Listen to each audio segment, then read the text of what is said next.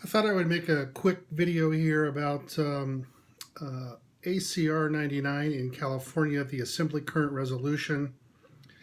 There seems to be a lot of confusion, and I can't help but think it's intentional confusion among some of our Christian friends.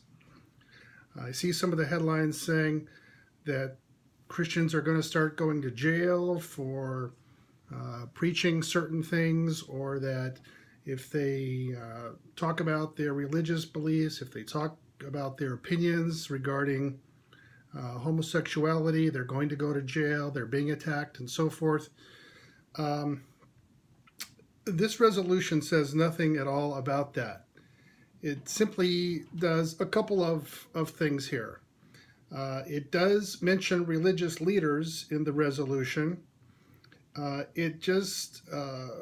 It calls on them to counsel the LGBTQ folks from a place of love, compassion, and knowledge of the psychological and other harms of conversion therapy. Now, we don't have enough time to go into details about conversion therapy, but it is extremely brutal, and it's been outlawed in a number of states, and for good reason.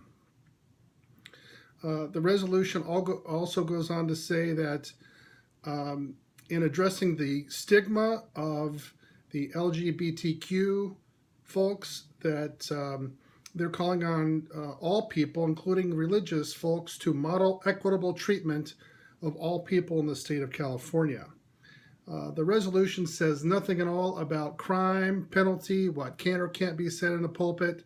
So this cry about how all the pastors are going to start going to jail, it's illegal to say certain things in the sermons and so forth, it's really just a little bit of a persecution complex, unfortunately. And if you take the time to read the legislation, it's just a resolution. I think you'll understand what I'm talking about.